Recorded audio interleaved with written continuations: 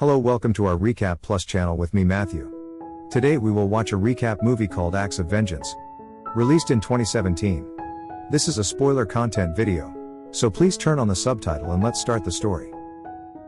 The movie begins with a man strolling into a cafe, his ears perked up, scanning every nook and cranny, as he sets up to be a human surveillance camera. Suddenly, he dashes into the kitchen, slamming the door shut and engaging in a wrestling match with the cook who's unintentionally seasoning the food with his coughs. It's an unexpected pause in this culinary cage fight.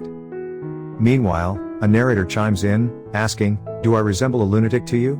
Rewind, and we're treated to a new opening scene narrated by a monologue that delves into the sheer number of words uttered daily, differentiating between men, women, and lawyers.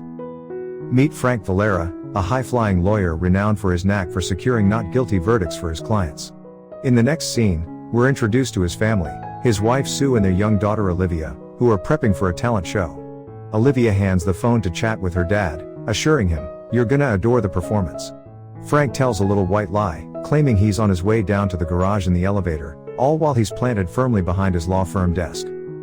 Upon hearing that sentence, Frank decides it's time for a shakeup, a moment to break free and witness his daughter's star turn.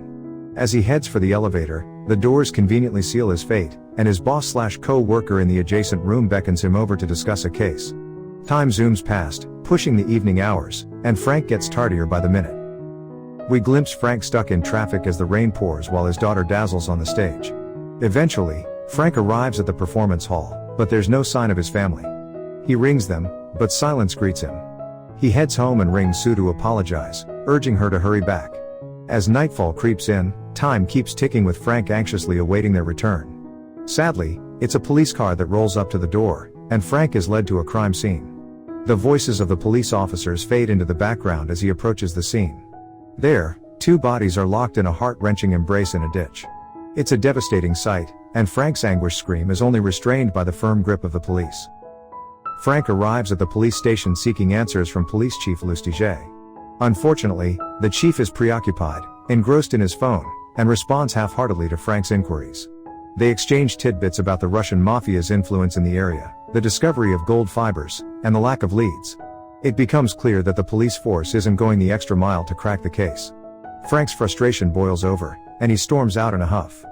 In the hallway, he encounters Officer Strode, who inquires about his well-being. They exchange a few words, and Frank exits the police station. The next shot captures the scene from above with a sea of black umbrellas encircling two coffins. Rain pours relentlessly. Frank's father-in-law informs him that he's heard enough and doesn't wish to hear from Frank ever again, offering a simple nod as sufficient communication. Disheartened, Frank heads to a bar to drown his sorrows. He becomes increasingly intoxicated and eventually stumbles upon the back room. In that back room, there's an arena hosting a brutal cage match with two fierce combatants.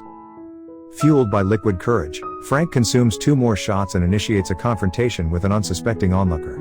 A series of scenes unfold, illustrating Frank's entry into the ring and his participation in these intense brawls where, unfortunately, he consistently suffers defeat. Meanwhile, Officer Strode tracks down Frank in the bar and engages him in a conversation. Frank shares insights about his previous career as a lawyer and his unique philosophy of defending even those who may not appear deserving. The narrative includes a montage showcasing Frank's physical transformation as he trains vigorously in karate and jiu-jitsu gyms. We also witness his progress in the back alley brawls. Gradually, Frank's demeanor shifts towards a more reserved and silent disposition. Frank revisits the crime scene, driving a sleek black car. He parks beneath the bridge and proceeds to the area where the tragic incident occurred, searching for any potential clues. Amidst the quiet surroundings, he detects a faint tapping sound in the distance. Realizing that his newfound silence enables him to perceive it as a stark contrast from his previous self, intrigued, Frank approaches the source of the tapping. He ascends an antenna to reach a nearby shack, evidently inhabited by someone inside. He explores the area, taking photographs through the windows which conveniently provide a direct view of the location where his family met their unfortunate fate. Returning to his car, Frank encounters a group of 4 men attempting to gain unauthorized access. The men inform Frank that he has ventured into Russian territory and can resolve the situation by surrendering his wallet and car keys. There's even a menacing Russian gentleman with an unleashed dog ready to deploy it against Frank. However, the dog displays reluctance and retreats, prompting the Russian to kick it away without uttering a word. Frank extends his wallet, but with a clever twist, he secretly holds onto his keys and launches an attack against the tallest of the group, resulting in a heated skirmish. Frank emerges victorious, producing a photograph of his wife and daughter for the main antagonist. In silence, he scrutinizes the man's reaction, searching for any signs of recognition or guilt. Concluding that the Russian gentleman is neither familiar with them nor the culprit, Frank captures the man's image in a photograph. Unfortunately, he sustains a gunshot wound to the stomach from another mobster before losing consciousness. As his vision fades, a mysterious woman comes to his rescue. Subsequently, Frank awakens shirtless, his wound carefully dressed. Stoically, Frank remains silent as the woman, Alma, introduces herself as an ER nurse and volunteer in the area. He lucked out because the bullet had the decency to make a clean entrance and exit. Frank, as usual, maintains his vow of silence and makes his exit.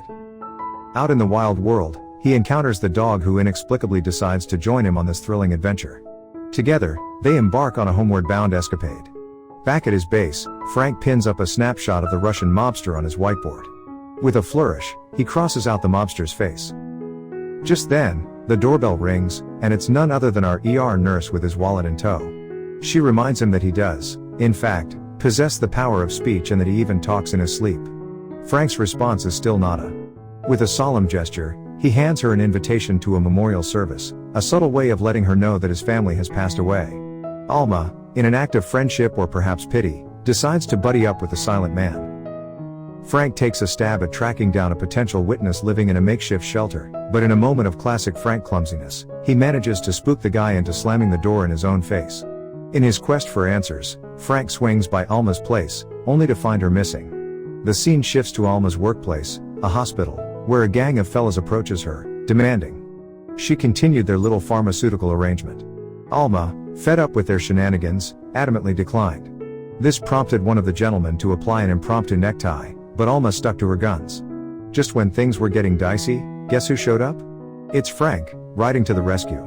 After a heartfelt chat on the way home, Alma spilled the beans that the shelter Frank was snooping around is inhabited by a colorful character known as Mr. Shivers, who moonlights as a diner chef. Once Alma is dropped off, the plot takes us back to the opening scene where Frank, the one you've been following, squares off against Shivers in a dramatic twist.